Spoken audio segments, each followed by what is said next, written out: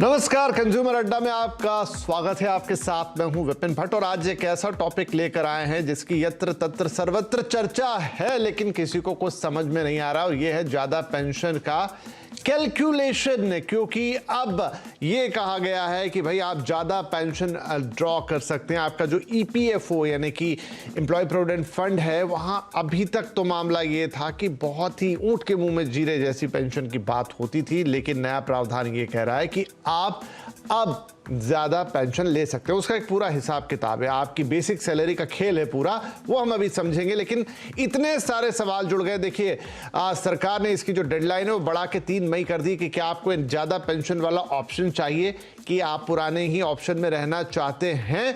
और लोग बहुत कंफ्यूज हैं कि भाई क्या करना चाहिए, ज्यादा पेंशन किसको खराब लगेगी, लेकिन उसकी क्या नियम शर्तें कानून है, क्या होगा क्या नहीं होगा, कितने पैसे एक्स्ट्रा देने पड़ेंगे, कैसे मुझे ज्यादा पेंशन मिलेगी, तमाम सवाल आते। कौन एलिजिबल है, कौन नहीं है, बीच में नौकरी छोड़ दी, रिटायर हो गए या फिर 4 कंपनियां बदल ली, होगा क्या। सारे सवालों के जवाब आज हम देंगे और उसके लिए हमारे साथ 2 खास एक्सपर्ट भी होंगे। लेकिन पहले थोड़ा एक आइडिया दे दें आपको कि भाई क्या अनाउंसमेंट हुई है, क्यों आपको कंफ्यूजन है, क्या चुनना है और कैसे करना है। तो एक नजर डालते हैं कि क्या है ये बात। है ईपीएस में बदलाव, एम्प्लॉय पेंशन स्कीम जो है, अब सुप्रीम कोर्ट का एक आदेश आया था, उसके बाद ये बदलाव हुआ है। ठीक है, तो मामला सुप्रीम कोर्ट से आया, कर्मचारियों को ज्यादा पेंशन पाने का विकल्प दिया जाए, ये बात कही गई, दे दिया गया है भाई विकल्प। पेंशन फंड में योगदान बढ़ाने का विकल्प है कि आप पेंशन फंड में अपना योगदान, अब वो कैसे होगा वो भी समझेंगे।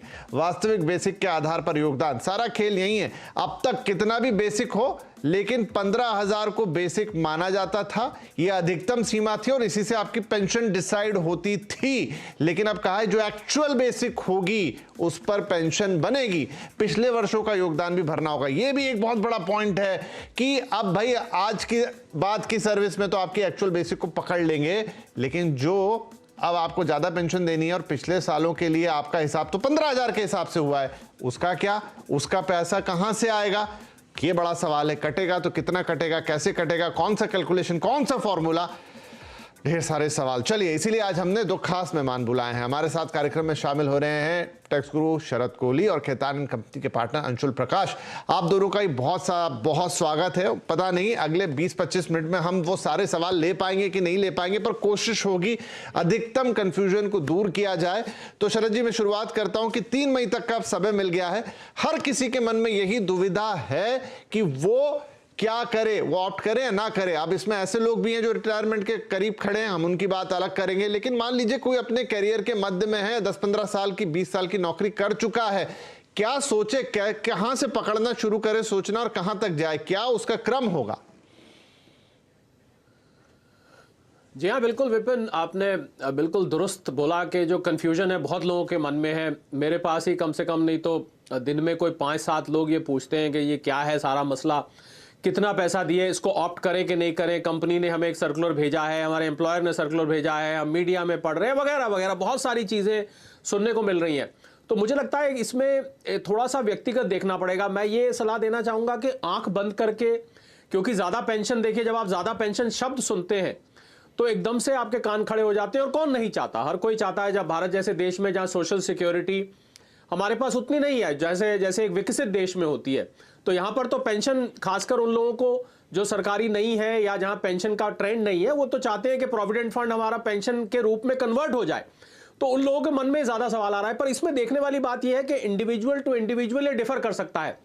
अगर कोई ऐसा व्यक्ति है जो कि पेंशन नहीं चाहता है, उसकी मान लीजिए और कोई सोर्स ऑफ इनकम ऑलरेडी है, या उसकी बाकी की सेविंग्स इतनी बन गई हैं कि पेंशन है, तो हो सकता है वो इसको ना भी ऑप्ट करना चाहे। पर ज्यादातर लोग, मुझे ऐसा लग रहा है विपिन, कि इसको ऑप्ट करेंगे। उसका रीजन ये है कि आपको एक सिक्योर्ड और एक तरह से प्रोविडेंट फंड का हम जाते हैं, सबसे ज्यादा अगर लो रिस्क कोई इन्वेस्टमेंट होता है या low risk parking of funds होता है तो वो है पहले। और इसको समझना ये होगा कि ये एक एन्युटी की तरह है, ये कोई ऐसा जादू नहीं है जो आपके लिए किया जा रहा है कि आप अपना पैसा जमा, क्योंकि आप ही के पैसे पर आप ही को पेंशन दी जा रही है। पहले ये समझना, 8.33% जो कंट्रीब्यूशन आप देंगे, उस कंट्रीब्यूशन के ऊपर ही आपको पेंशन आएगी। फर्क सिर्फ इतना आया है कि पहले 15,000 रुपए की कैप थी, अब ये 15,000 रुपए की कैप नहीं है। जो सुप्रीम कोर्ट ने जो वर्ड यूज किया है वहां उन्होंने एक्चुअल सैलरी यूज किया है। पर मेरा ऐसा मानना है विपिन कि एक्चुअल सैलरी, क्योंकि सुप्रीम कोर्ट ने एक जनरल ऑर्डर पास किया है जो गाइडलाइंस प्रोविडेंट फंड की होती है, वहां पर बेसिक सैलरी यूज किया जाता है। अब एक कंपनी में मान लीजिए किसी की 1 लाख रुपए सैलरी है, उसका बेसिक मान लीजिए 80,000 है, या बेसिक 60,000 है, या बेसिक 50,000 है, बेसिक 30,000 है, बाकी के अलाउंसेस है, तो वहां पर ज्यादा कंफ्यूजन हो रहा है। क्योंकि और दूसरा ये कि अगर आप पिछला भी बैकलॉग क्लियर करते हैं और आप पेंशन उस हिसाब से चाहते हैं, हालांकि मैं यहाँ ये शो के शुरू में ही ये बात जोड़ना चाहूंगा विपिन कि जो रजिस्ट्रेशन की डेट थी वो आनन फानन में एक सर्कुलर निकाल के प्रोविडेंट फंड अथॉरिटीज ने निकाल दिया, पर उसकी जो मोडालिटीज थी, मतलब उसमें ये कैलकुलेशन कहां से शुरू होगी, कितनी होगी, बाकी मोटा मोटा ये स्पष्ट है कि आपको कंट्रीब्यूशन डालना पड़ेगा, चाहे वो अपने वॉलंटरी प्रोविडेंट फंड में से ट्रांसफर करें। आप अपने जो प्रोविडेंट फंड का हम जब जानते हैं इसके 2 हिस्से होते हैं, एक आपका पेंशन कंट्रीब्यूशन होता है ईपीएस जिसको हम कहते हैं, और एक आपका भविष्य निधि प्रोविडेंट फंड होता है 8.33 और 3.67, ये मेरे ख्याल ज्यादातर लोगों को मालूम है। तो आपको वो 8.33 अपना पूरा करना पड़ेगा अगर आपको वो पेंशन चाहिए। तो जहां आपने कैलकुलेशन का जिक्र किया विपिन, तो कैलकुलेशन के लिए मैं ये कहना चाहूंगा कि आप अगर अपनी पेंशन कैलकुलेट कर रहे हैं तो पेंशन आपकी 8.33% के हिसाब से ही कैलकुलेट होगी। तो ये आप देख लीजिए कि जो पेंशन के लिए एन्युटी अमाउंट बन रहा है वो 8.33% ऑफ बेसिक सैलरी, 15,000 की कैप हट गई है। जो लोग रजिस्ट्रेशन करा रहे हैं और जिनका रजिस्ट्रेशन एक्सेप्ट हो जाएगा वो कैप हट गई है, तो उस कैप के हटने से जो वो कैलकुलेशन है वो आपको पूरी करनी ही पड़ेगी। और दूसरी ध्यान रखने वाली बात यह है कि एम्प्लॉयर और एम्प्लॉई विपिन दोनों इसकी साझा यानी कि जॉइंट इसको अप्रूवल देंगे, तभी ये नया प्रक्रिया शुरू हो पाएगी। पर इसकी मोडालिटीज और फाइनल डिटेल्स अभी जो एक कहावत है कि डेविल लाइज इन डिटेल, तो फाइनल डिटेल्स अभी आनी बाकी है। पर मोटा मोटा ये स्पष्ट हो गया है कि 8.33% के वो मैजिक परसेंटेज आपको मेंटेन करनी पड़ेगी। ठीक है, तो ये तो समझ में आ गया कि आज के बाद से जो 15,000 का कैप है आपकी बेसिक पे वो हट गया, आपकी एक्चुअल बेसिक का जो कि 12% आपका बनता है उसमें से 8.33% जो है वो एक्चुअल बेसिक पे कैलकुलेट होगा और उस हिसाब से आपकी आगे की पेंशन बनेगी। ये वैसे काफी हद तक साफ है। अंशुल जी, जहां कंफ्यूजन है वो ये है कि अब ये रेट्रोस्पेक्टिव होगा, आपको पुराना हिसाब किताब करना पड़ेगा। किसी की 10 साल की नौकरी है, किसी की 15 साल की है, किसी की 20 साल की है, किसी ने 4 कंपनियां बदली है, कोई एक ही कंपनी में है। वो पुराना पैसा कैसे एडजस्ट होगा, क्या उसका कोई फॉर्मूला है? देखिए, फॉर्मूला तो कानून में क्लियरली दिया हुआ है, pensionable years of service, pensionable salary divided by 7। But अगर आप 20 फरवरी का सर्कुलर ईपीएफओ का खोल के देखेंगे तो उसमें उन्होंने ये साफ कह दिया है कि ये जो फॉर्मूला है उसमें बदलाव हो सकता है। और दूसरा, जहां तक कंट्रीब्यूशन का सवाल है, इसमें कोई बात तय नहीं हुई है कि आप कितना पीछे जा सकते हैं।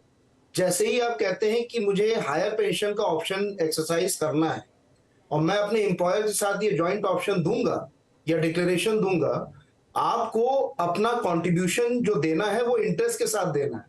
तो केवल मूल ही नहीं है कि उसके साथ साथ आपको ब्याज भी देना है। और मैं इसमें एक और बात ऐड करना चाहता हूं, सुप्रीम कोर्ट का जो जजमेंट आया है उसमें कोई बदलाव नहीं है कानून में। उन्होंने बस इतना बोला है कि जो अमेंडमेंट हुआ था, जो संशोधन हुआ था एम्प्लॉइज प्रोविडेंट पेंशन स्कीम में, उसमें जो 15,000 की लिमिट रखी गई थी जिस तक एलिजिबिलिटी बनती है, मेंबर हो सकते हैं, उसको उन्होंने कहा कि हम अपहोल्ड करते हैं। लेकिन जिन लोगों ने, जिन मेंबर्स ने ऑलरेडी अप्लाई कर दिया है ज्यादा पेंशन बेनिफिट के लिए एज ऑफ 1 सितंबर 2014, उन लोगों को हम ये मौका देते हैं कि हमारे जजमेंट से 4 महीने, जो अब तारीख एक्सटेंड भी हो गई है, ये ऑप्शन आप एक्सरसाइज कर सकते हैं। बहुत सी डिलेज हुई, सर्कुलर्स कई तरह के आए हैं, लेकिन बात केवल इतनी है, जो आज के टाइम पे जो आप फॉर्मूला देखेंगे उसके बेसिस पे अगर आप जाते हैं तो आप you have to go back in time. जितना टाइम अभी तक आपने सर्विस का अपना स्पेंड किया है, अगर आपने उसमें चाहते हैं कि हायर पेंशन मुझे मिले और ज्यादा कंट्रीब्यूशन 15,000 के ऊपर आपको देना, एक्चुअल बेसिक पे देना है, इन दैट केस आपको पूरे पेंशनेबल ईयर्स ऑफ सर्विस में जाना पड़ेगा। और ये मैं उन लोगों के लिए कह रहा हूं जो रिटायरमेंट के एकदम नजदीक है, उनको इस चीज का ध्यान रखना पड़ेगा कि क्वांटम कितना अधिक हो सकता है, उस पर ब्याज की भी बात है। और सबसे इंपॉर्टेंट चीज क्या है, 1.16% का एक एडिशनल कंट्रीब्यूशन की बात कही गई थी इस कानून में, जिसको सुप्रीम कोर्ट ने कहा कि इस एडिशनल कंट्रीब्यूशन के लिए जो ज्यादा कंट्रीब्यूशन मेंबर से मांगा गया है इस कानून के तहत, 2014 के कानून के तहत, उसको हम बहाल नहीं कर सकते। उस एनलमेंट को हम सस्पेंशन पे रखेंगे। तो अभी 6 महीने का टाइम सरकार को दिया गया था, ईपीएफओ को दिया गया था कि आप मेंबर से वो 1.16% एडिशनल कंट्रीब्यूशन नहीं मांग सकते, क्योंकि ये कानून के पर्पस को डिफीट करता है, बहाल नहीं करता है।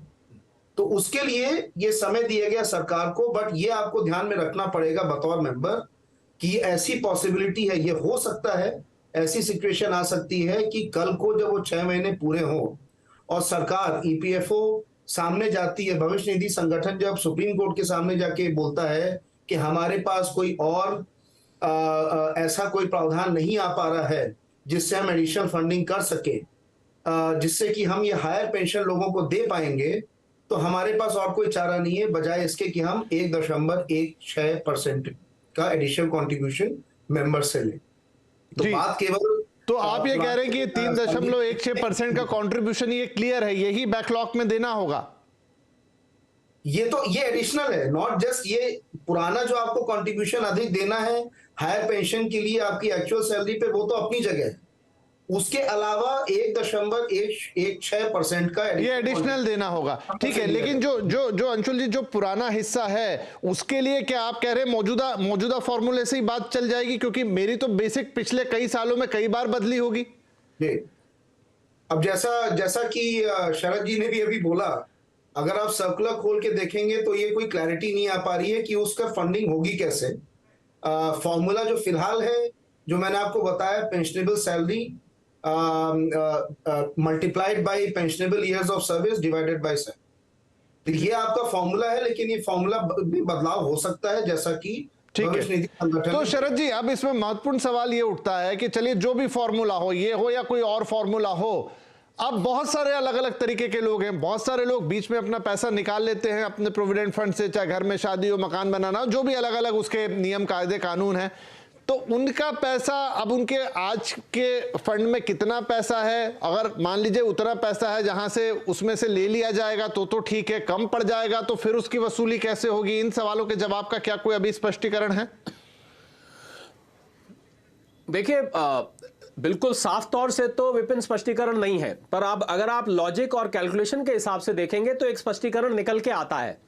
वो ये आता है कि अगर आप मान लीजिए 50,000 रुपए बेसिक का 8.33% लेके चल रहे हैं, जैसे पहले की जो स्कीम थी 1995 वाली, उसमें 1,000 से लेके 7,500 तक पेंशन बन सकती थी, जो मैक्सिमम पेंशन बन सकती थी, इससे ज्यादा नहीं बनती थी। अब मान लीजिए आप पेंशन 6 गुना ज्यादा चाहते हैं, तो 6 गुना ज्यादा का मतलब है मेरी पेंशन जो मैक्सिमम है वो 45,000 रुपए महीने तक पहुंच रही है। मैं एक उदाहरण के तौर पे ले रहा हूं। तो अगर मुझे पेंशन 45,000 रुपए या 50,000 रुपए महीने की चाहिए, तो मुझे जो अब मेरे ईपीएस में जो कंट्रीब्यूशन है, जो कॉर्पस है, वो कॉर्पस 8.33% के हिसाब से मुझे उसको टॉपअप करना पड़ेगा। अब सवाल उठता है ये टॉपअप कैसे होगा? या तो आपके जो प्रोविडेंट फंड में जो बैलेंस है उसमें से आप उधर ट्रांसफर करने का ऑप्शन दिया जाएगा कि ये, क्योंकि ये आपकी मर्जी है, प्रोविडेंट फंड अल्टीमेटली आप ही का पैसा होता है, आपकी मर्जी है, आप उसको लमसम लेना चाहते हैं या आप उसको पेंशन की तरह से लेना चाहते हैं, मतलब आप कम्यूट कराना चाहते हैं या पेंशन लेना चाहते हैं, क्योंकि जैसा कि मैंने कहा ये एक एन्युटी स्कीम की तरह है। तो कैलकुलेशन स्पष्ट विपिन ये निकल के आती है कि आपको जितनी पेंशन चाहिए, आप इसको रिवर्स देखें कि आपका जो पेंशन का टारगेट है उसको आप जब पीछे की तरफ कैलकुलेशन करेंगे उतना कॉर्पस आपको बनाना पड़ेगा। अगर वो कॉर्पस कम पड़ रहा है तो या तो आपको एडिशनल कंट्रीब्यूट करना पड़ेगा या आपको अपने पेंशन प्रोविडेंट फंड से पेंशन फंड में ट्रांसफर करना पड़ेगा। इसकी माइनर क्लैरिफिकेशन नहीं आई है, पर कैलकुलेशन की दृष्टि से लॉजिकली ये समझ में आ रहा है कि आपका पेंशन का टारगेट आपके हाथ में होगा, आप जो शॉर्टफॉल है उसका वो पूरा करिए। अब सवाल ये उठेगा कि एम्प्लॉयर उसको कैसे पूरा करेगा? जैसा कि आपने ठीक कहा कि आप मान लीजिए 3-4 नौकरियां भी बदल के आ चुके हैं और पहले के एम्प्लॉयर को तो आप छोड़ चुके हैं, तो उसको कैसे? तो मेरा ऐसा मानना है, हालांकि स्पष्टीकरण इस पे आना जरूरी है, पर मेरा ऐसा मानना है कि उस हालात में एम्प्लॉय को जो टारगेट उसका पेंशन अमाउंट है वो अपनी जेब से देना पड़ेगा, क्योंकि नया एम्प्लॉयर कभी भी तैयार नहीं होगा कि मैं शॉर्टफॉल पूरा करूंगा। वो क्यों शॉर्टफॉल पूरा करेगा, वो एडिशनल कॉस्ट क्यों बियर करेगा? तो वो मेरे हिसाब से एम्प्लॉय को वो पैसा, अगर उसकी टारगेट पेंशन उसने बना रखी है, उसको वो पूरा करना पड़ेगा। तो अगर मैं आसान भाषा में इसको बोलूं तो आप पहले अपना पेंशन का टारगेट सेट कर लीजिए, उसकी रिवर्स कैलकुलेशन से आप कॉर्पस फंड तक पहुंच जाइए। जब आप कॉर्पस फंड तक पहुंचेंगे आपको यह अंदाजा हो जाएगा कि मुझे इसमें कितना शॉर्टफॉल है जो पूरा करना है। क्या मेरा एग्जिस्टिंग एम्प्लॉयर पूरा कर रहा है, मैं अपनी जेब से कर रहा हूं, या मैं अपने प्रोविडेंट फंड से ट्रांसफर कर रहा हूं, ये इस पर विपिन निर्भर करेगा। चलिए, तो अब ब्रेक लूं उससे पहले क्विक सवाल अंशुल जी आपसे कि जब इतनी ज्यादा कंफ्यूजन है और क्लियरिटी नहीं है, आज मैं ऑप्ट कर लेता हूं, कल को मुझे लगा कि नहीं ये तो नहीं हो पाएगा मुझसे, तो क्या मेरे पास बाहर निकलने का विकल्प होगा? इसमें ऐसा कोई ऑप्ट आउट वाली बात तो नहीं कही गई है, बट अल्टीमेटली जहां तक मैंने देखा है कि एक बार आपने जॉइंट ऑप्शन एक्सरसाइज कर लिया तो उसके बाद उससे निकलने का विकल्प यही है कि आप रिक्वेस्ट कर सकते हैं। बट ऐसा अगर आप देखें तो ऑप्ट इन ऑप्ट आउट अगर चलने लगा तो इस बात का महत्व ही खत्म हो जाएगा कि नहीं, लेकिन ये उस कंडीशन में कह रहे हैं ना जब आपको क्लैरिटी ही नहीं, आप किसी को मालूम ही नहीं कि कितना पैसा देना है, कितना वो जो डेफिसिट है वो भरना पड़ेगा, उसके पास वो पैसा है नहीं है, किसी के पास होगा किसी के पास नहीं होगा। वहां प्रोविडेंट फंड में रखा है तो ठीक है, लेकिन मैंने कहा उन लोगों का जिन्होंने किसी कारण से निकाल लिया है, जिन्होंने कभी विड्रॉ ही नहीं किए, अलग अलग नौकरियां बदल ली, तो सबके लिए अलग अलग कंडीशन बनेगी। शरद जी क्विकली। हाँ बोलिए शरद जी क्विकली, लेकिन मैं ब्रेक लूं उससे पहले क्विकली एक दो लाइन। हाँ, मैं आपके सवाल का जल्दी से जवाब। देखिए, अगर आपका कॉर्पस कम पड़ जाता है तो आपकी, मेरे हिसाब से आपकी पेंशन को उतना ही लिमिट कर दिया जाएगा। आप वो एडिशनल पेंशन विपिन नहीं ले पाएंगे, क्योंकि अगर पैसा प्रोविडेंट फंड में भी खत्म हो गया है, पुराने एम्प्लॉयर को आप छोड़ चुके हैं और आप अपना पैसा भी विड्रॉ कर चुके हैं, तो ऐसे हालात में आपकी पेंशन पर कैप लग जाएगा। ये मैं एक स्पष्टीकरण देना चाह रहा था। ठीक है, बढ़िया है। तो ये थोड़ी सी क्लैरिटी आती हुई अब एक छोटा सा ब्रेक लेते हैं। ब्रेक के बाद बहुत सारे लोग जिन्होंने अर्ली रिटायरमेंट ले ली, बहुत सारे लोग जो अब रिटायरमेंट की दहलीज पे खड़े हैं, बहुत सारे लोग जो शायद सोचते हैं कि आगे अब उनको ज्यादा काम नहीं करना है, अभी तो वो काम कर रहे हैं, तो उनके लिए क्या होगा, क्या उन्हें ये ऑप्ट करना चाहिए नहीं करना चाहिए? दो चार और ऐसे सवाल हैं जो लोगों के मन में है, वो भी हम आप अपने मेहमानों से पूछेंगे। छोटा सा ब्रेक, तुरंत हाजिर होते हैं।